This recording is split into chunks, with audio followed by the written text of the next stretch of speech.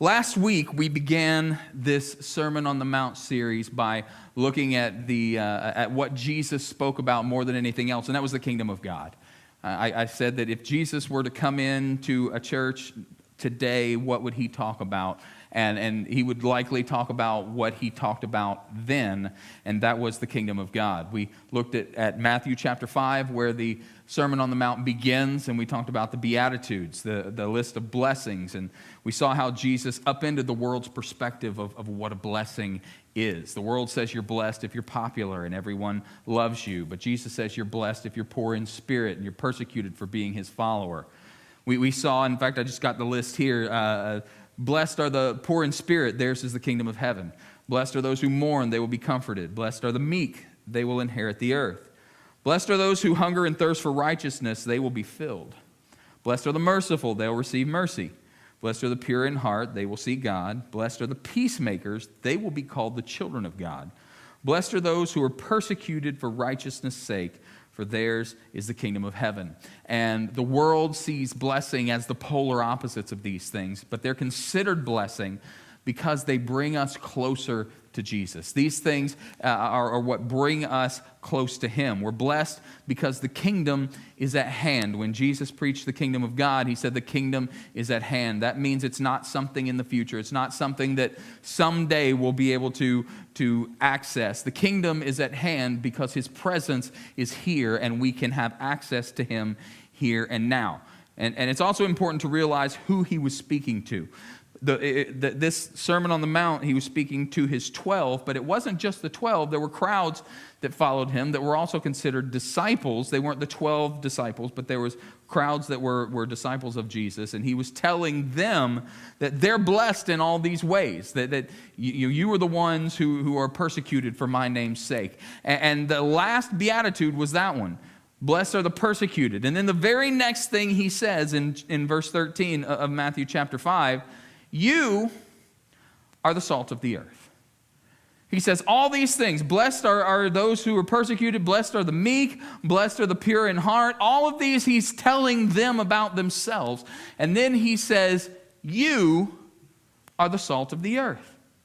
And I want you to hear this today as if he's speaking directly into your heart. Those of you who feel cast down, if you feel rejected, you're made closer to Jesus through your pain. You are the salt of the earth. Back in 2020, whenever the world shut down, people went online for a lot of things. And a large part of the year was spent in quarantine. A big section in the middle was spent, people were shut up in their homes. And even when we got out, there was still a long time when things weren't open. So what happened was during that time, digital media went through the roof as far as usage. In fact, it is said that there was just YouTube alone that people watched more than 1 billion hours of YouTube per day.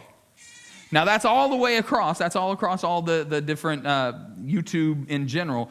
But YouTube was used 1 billion hours a day. And now these digital platforms have made ordinary people famous. And they've become known as influencers.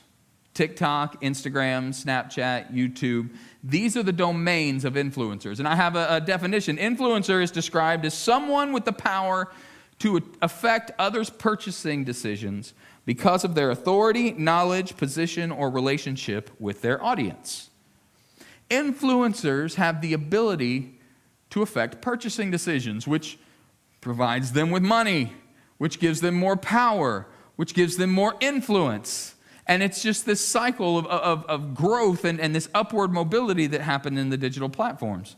And while influencers can be celebrities, they can be sports stars, the more effective influencers are mainly social media related, and they're normal people. They're what you would consider normal people. I recently joined TikTok and just to see what the hype was about. And TikTok has an algorithm, so if you're familiar with it, you understand. If you don't, it's just short videos. And the more time you spend watching certain videos, the more of those types of videos you'll get to see.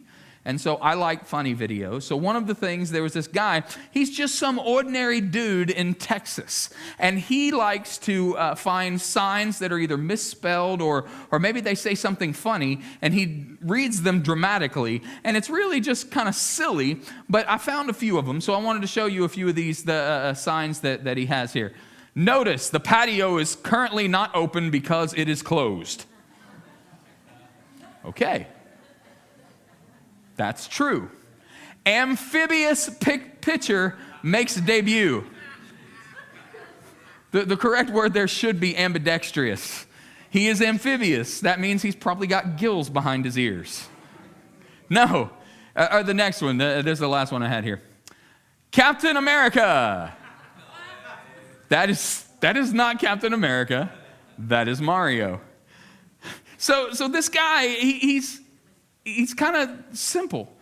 He's not simple, but just his idea is simple. I'm just going to read these things. But what happened is he now has hundreds of thousands of followers, and he is now an influencer because of this type of access. So these influencers gain credibility because social media gives their followers direct access to them. And here's one of the cool things about it. I saw a funny picture. I saw a funny sign. I took a picture of that sign. I sent it to him, and he emailed me back. And I was excited for a second. I'm like, here's this guy. I follow him, and he responded to me. And then, I'm scrolling along one day recently, and I've only been doing this for a couple of weeks now. I'm scrolling along, and one of his videos shows up, and there's my picture. It's on his, and I'm like, So what do? I look at it more. And so what does that do? That gives him more influence. And it provides, the more influence you have, the more ad revenue you get, which gives you more money, and so that's just this cycle. That's how this influence cycle works. Influence is power. And you have to be careful when you're seeking influence for the purposes of gaining power. Who is this power for? Who is it going to benefit? There's forces at work in spiritual realms that are influencing and leading to deception, and are leading people away from Christ. Influence is a drug. And like most drugs, once you've tasted the thrill, the desire increases. And that same amount isn't enough. Then you have to get more. Or maybe it's more frequently. Or maybe it's this isn't doing it anymore, and you have to try something different. And it just keeps going and going. Now, I'm not preaching against social media or the internet. I'm cautioning you to not be led into sin. Kids today are less and less wanting to become doctors and lawyers and the like. I've heard with my own ears kids say, I want to be a YouTuber when I grow up. In fact, there's a lot of kids that aren't even waiting to be professional YouTubers when they grow up. They're trying to do it now. You see it daily. Being an influencer, it's attainable. This guy, he's a school teacher in Texas. And if he can gain that many followers just by pointing out something as silly as signs, and so what ends up happening, I send him signs, and he uses the stuff that I found, and other people are doing the same thing, so then he doesn't even have to do the work to find it on his own. All he has to do is just go on and do it. And it's this cycle, and people are like, I can do that. I can gain all those followers. I can be that kind of influencer. So what we're going to do for the rest of our time is we're going to see what kind of influencer we're actually called to be. So we're going to be in Matthew chapter 5. We're going to look at 13 again. We're going to kind of dig a little deeper and see how we can become the influencers that Christ wants us to be. Back in verse 13, remember, he's speaking to the people. He just said all these blessings. If you're persecuted for my name's sake, you're blessed. Now you are the salt of the earth. But if the salt loses its flavor, how shall it be seasoned? It is then good for nothing but to be thrown out and trampled underfoot by men. You are the light of the world. A city that's set on a hill cannot be hidden. Nor do they light a lamp and put it under a basket, but on a lampstand, and it gives light to all who are in the house. Let your light so shine before men that they may see your good works and glorify your Father in heaven. You remember that song from Sunday school? This little light of mine, I'm going to let it shine. Hide it under a bushel. No, I'm going to let it shine. What is that bushel? I'll tell you in just a minute. But we see Jesus calling those who follow him to choose to be godly influencers in the world that they live. Then and now, we are called to be influencers. We're called to be salt and light. So looking back there at 13 again, you are the salt of the earth, but if salt has lost its taste, how can its saltiness be restored? It is no longer good for anything but be thrown out and trampled underfoot. So let's look at salt for a second. What we know as salt. Morton's table salt, sodium chloride. Morton's company did not exist back in the first century. What we buy from the store has been refined, it's been pure, all the other impurities have been taken out of it. So table salt is just pure sodium chloride. But that was a valuable resource in the first century. What they would have to do is they would mine it from a quarry or from a pit, and it was never quite pure.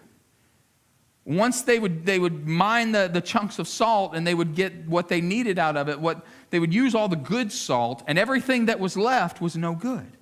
It had no ability to enhance flavor. So what they would do is they would throw it out, and it would harden the path in front of their homes, and people would walk on it. It's no longer good for anything, so it is thrown out and trampled underfoot. If we as believers and followers of Jesus are going to make a difference in the world, we have to be the usable salt. We have to be the salt that is not the kind that is thrown out and trampled. We have to be the authentic stuff, the good stuff. So when Jesus says you're the salt of the earth, he's not saying you should be salt of the earth, or you have the potential to be salt of the earth. It's not a motivational speech. You can be salt, and you can be salt, and you have potential. You can be salt. He said you are salt of the earth. He's stating a fact. By accepting him as Savior, you are the salt of the earth. And that means you have responsibility, whether you like it or not, you have responsibility to be an influencer in the world, to season those you come in contact with. That Greek word for you, when he says you are the salt of the earth, is plural. Jesus wasn't singling any one person out. He wasn't saying, Simon, you are the salt of the earth. Andrew, not so much. No. You, all of you, believers in Jesus, are called to be salt of the earth. It's not an option. The only option we have is what kind of salt are we going to be? Are we going to be what's left over? Are we going to be cast out and trampled underfoot? Are we going to be the kind that brings flavor into the world? In the middle of the blandness that we see all around us, in the middle of the inauthenticity, you are called to bring the flavor. Who's the chef that he goes, bam! That's what you're called to be. In a world full of blandness, you're called to be the bam, the salt. In a world full of darkness, you're called to be the light. You're the salt of the earth. You're the light of the world. But salt can become useless. We're called to be authentic and real. So a question that I have this morning is, how real is your walk with God? Do the people that God places in your life recognize that there's a difference in the way that you live and the way that you act? Do the people that you come in contact with know that you're a believer? If they don't, maybe we need to change some things. We may be the only Bible that some people ever see. We may be the only example of what real salt should be that some ever come in contact with. And one of the keys to being authentic is not trying to appear to be perfect, because people know when you're wearing a mask. In ancient Greece, they would have plays, and they would put on these performances in these huge amphitheaters. And it's really cool. You can go over, if you ever travel over in that region, to see any of the ancient Greek ruins, even some of the Roman ruins, and just all in that area. There are amphitheaters that still exist today. And what they would do is they would put on these productions, these tragedies, these comedies, whatever they would be. And they didn't have microphones so that they could be heard. So the actors had to use facial expressions in order to convey what the emotion of the scene was. However, in the larger amphitheaters, they could not see even the facial expressions. The amphitheaters were so big. No microphones, so they couldn't be heard. No way to see their facial expressions, so they came up with a system. They used masks, these large masks. They would wear the masks, and the masks would have faces depicting what emotion they were in. If they were happy, the mask would have a smile. If they were in anguish, it would have a frown. You might have seen drama, these masks in relation to drama, and so that's how you would know what they were doing. So these masks actually also had an amplification system. They had a way that it would project the voice even further through these large masks, so that people would know what they were saying, and they would be able to see the emotion on their face to understand what was happening. The actors got behind their masks, and they were somebody else, different than who they really were. Now, these types of actors had a specific name. They were called hypocrites. You see, the drama mask, you've seen that. Anytime you see a depiction of drama or on the side of a playhouse, you have that mask. One's a smile, one's a frown. That's the origin of it. They couldn't tell, so they would wear these masks. And they're called hypocrites. We know hypocrites in that same form, but that's the origin. Too many people are going around wearing these masks every day. Some wear them so often that they forget who they even are. And there's consequences for those who stay behind the mask of a hypocrite. Matthew 23, "Woe to you, teachers of the law and Pharisees, you hypocrites! You're like whitewashed tombs, which look beautiful on the outside, but on the inside you are full of dead men's bones and everything unclean." We're called to be transformed. Paul said, transformed by the renewing of our minds. We're called to be conformed in the image of the Son of God. And we can't be authentic light and authentic salt if we are wearing mask of hypocrites. So we take the mask off and we are authentic, not hiding our true selves, but showing we're not perfect, but we are striving to follow the one who is. So what are you doing as salt of the earth? Salt is a seasoning and a preservative, but unless it's brought into contact with another object, it is useless. Salt has to come in contact in order to have an effect. If it sits on the table, it's no good. It's not doing anything. Salt by itself is nothing but a bunch of fine particles, and in that state, it is virtually worthless. It has no purpose to sit there. The only purpose it could serve was to be decorative. And back in that day, it wasn't something that you would decorate with. I know now you've got Publix comes out with their cute little salt shakers every year, but I'm talking about the actual salt itself. But when it's rubbed into the meat, or when it's added to food, it becomes what it was intended to be. And that is an influencer over that which it comes in contact. It enhances the flavor. Are you having an effect on the world? Are you influencing those that God has sent into your life? Are you crossing paths, and not just crossing paths with your mask up? Are you taking that mask down and coming in contact and actually doing life with somebody else and having your salt season who they are, who God has created them to be? Because you are the salt of the earth, and salt that sits in the shaker is of no use. Take your salt off the shelf and start flavoring the people in your life. See, where you are is no accident. The job that you have, the role that you serve in your family, your situation is not. God knew exactly where you would be at this moment. And he has strategically positioned you for such a time as this to influence those in your circle, those outside of your circle that he will send in your path. When I was younger, there was a movement in the church to resist the world. And I understand resisting the devil and he will flee from you. Submit therefore to the Lord, resist the devil and he must flee from you. But what happened is we kind of went too far with that. We developed a subculture. We came up with our own, ways of our patterns of speech, and we tried to insulate ourselves from the world so that none of that evil would rub off on us.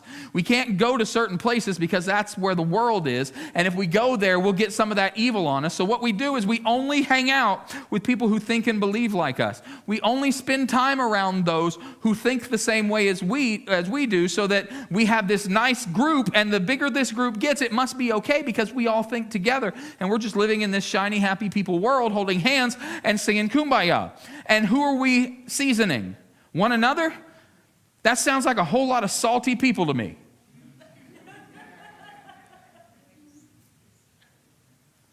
But we create these Christian bubbles so that we wouldn't be influenced by the world. And in doing so, we alienate ourselves from the people that God has sent us into the world to reach. Now understand, there's times that people will use this example in a wrong way on the other side of this too. They spend time around evil, and Jesus hung out with sinners. Yes, he hung out with sinners. He ate with tax collectors. He spent time with them to be the salt, to be influenced, to be the light, not to join them and justify what they're doing, but to be the light of the world that shines in the darkness. But we can't, I can't be around them because they're negative people. And I get it. Sometimes you just need to say, there's too much negativity. I need to not be around you. But we don't retreat into this Christian bubble, because then what we're doing, we have lost our confidence in the anointing of God to face what's out there. Well, no, I can't because I don't want to fall into sin. Well, that means you don't trust yourself. That's right, I don't trust myself, nor should you. Put your trust in God. Put your trust in the Spirit that dwells within you, that we have been empowered to go into the world and to speak and to be light in the darkness. We gather together at church and our individual lights come together and it brightens everything around us. It is beautiful. When we come together for corporate worship, this feels good. This morning, being in God's presence, and I try not to turn around and look, but I happened to look over at this morning and I saw other people engaging with worship, and it uplifts my spirit. My light burns brighter when I see your light burning brighter. And that's what we do when we come here. But if the only place our light shines is in here, then the four walls of this building and the roof that's over top of it, you might as well call it a bushel. Hide it under a bushel. Oh, that was weak. I mean, now that you know what I'm asking for, let me try that again. Hide it under a bushel. I'm going to let it shine. Which means, yes, let's get some fuel for our lamp. Let's get some fuel for our candle. Let's bring our light in here and let each other burn brighter. But when we walk out of here, you don't extinguish that light. When you walk out of here, you take that light into every dark place that God sends you. And when you walk in, the darkness spreads and flees where the light is. You cannot hide your light. If the only place you're known as a Christian is within the walls of this church, it's time to change some things. The light still shines, and we are his reflection in the world. See, what happens, I went on this trip when I was a youth pastor. I took some of my teens on a spring break trip. It was always one of the highlights of my time in youth ministry. I loved taking spring break trips. We would go and we would minister in places. Sometimes we would do music in places. Sometimes we would just, there was a ministry aspect to it. But we went to this one place, and it was Raccoon Mountain Caverns in Chattanooga. And they took us through these caves. And thinking back on it now, I can't believe I actually did this. But there were some things that we did, and we would crawl. They had these places where you would across a cavern where you would stand on one side, and you had to. There was rock behind you, so you had to lean and put your hands on the rocks across from you, and you're looking straight down like 50 feet to the bottom, and you just had to kind of move along like this, and it was intense. And the whole time I'm in there, my youth pastor brain was churning and going like, oh, there are so many sermon illustrations. I'm going to get out of this. In fact, on my spring break trips, I came back with sermons for the rest of the year. Each year, that's what it would be. It would be my own little preaching retreat. I would go and get these illustrations and bring them back. But one of the things that we did was we got to the very back of that cave. And the guide said, here's what we're going to do. Everybody turn your headlamp off. So we didn't carry phones in there. There was nothing because we were in mud. Everything was just dirty. Only light we had was the one on our helmet. He said, turn them off. So we turned them off. And he said, I'm going to give you about a minute for your eyes to adjust. This is complete darkness. There is no light anywhere in here. We were so deep inside this cave that none of the sunlight outside would shine in. None of the lighting from some of the bigger parts of the cave that they have staged for the public tours, none of that reached back to where we were. He said, this is absolute 100% darkness. And so I was loving it because I'm seeing it churning in my head. Like I said, I was gathering sermon material, but I didn't wait. In fact, in the middle of that darkness, I said, all right, man, I said, I'm going to be a preacher now. So you did your spiel. Keep the lights off for a second. And I began to talk about darkness and how over time your eyes will adjust. And if there's just a little bit of light, even if there's just a little bit of light, your eyes will adjust to that light and you'll begin to make out what is in that cave. And you'll be able to see to navigate your way around. But there was not even a little bit of light in there. And then I said, all right, turn on your light. One person, turn on your light. And we got one light on. And with that little bit of light in that cave, now in that room we were safe. There was nothing to do. But if you had wandered away from that cave, you could have stepped off the ledge and been gone in pitch black and never been able to know where you were going. But just that one person's light provided enough light inside that cave that everybody else could navigate. The light shined in darkness, and the darkness could not comprehend it. The light shined in darkness. Now, it was weak, but when that light turned on, the darkness dissipated. And when the light shines in darkness, darkness flees. So what happened at that point? One after the other began to turn their lights on, until all 18 to 20 of us at that time had our lights on in that cave, and we could see everything that was in that cave. The darkness may make your light seem lonely. You may be the only one in the darkness with your light shining. But understand something. Wherever you go, it's not dark anymore. You hold your light and you see ahead of you. I can't go in there, it's too dark. I don't know what's in there. But by the time you get there, it's not dark anymore. And when other people that you fellowship with and that you are co-believers with you, your light and their light are together. Hey, it's wonderful when we were all in the gift shop and there was light all around us. But when we were out in the darkness and we were all together and all of our headlamps lit up that whole room, nobody feared falling off a cliff. Nobody feared what the darkness would bring because we were together in light. So what do? We go out into the world and you take your light, and it may seem lonely, but the darkness cannot be where the light is. And eventually you will find somebody else. And it's not just in this room, it's outside this room that we go out into the world. We go together. My light shines. And what you do is you bring people to an understanding that they will have their own light. That's part of the evangelism that we're called to participate in. we're not just pointing people to the cross, we're leading them to the cross, and we're saying, I've got light within me. I'm going to influence you. I'm going to be the salt of the earth. I'm going to be a positive influence on your life. I'm going to lead you to Jesus. You can have a light of your own, and now the two of us can light twice as much.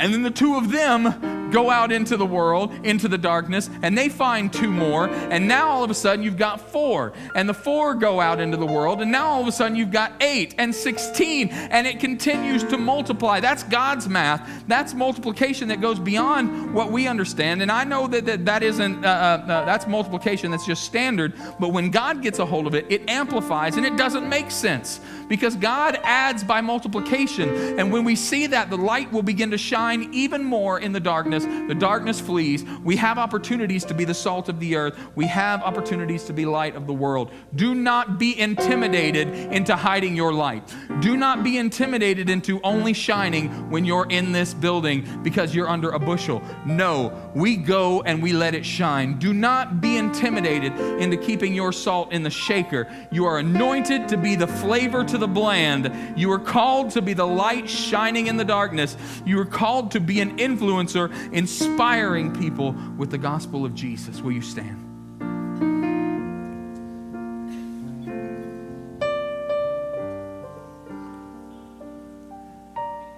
But we have to come in contact in order to add the flavor, in order to take the bland and make it something amazing. You have to come in contact.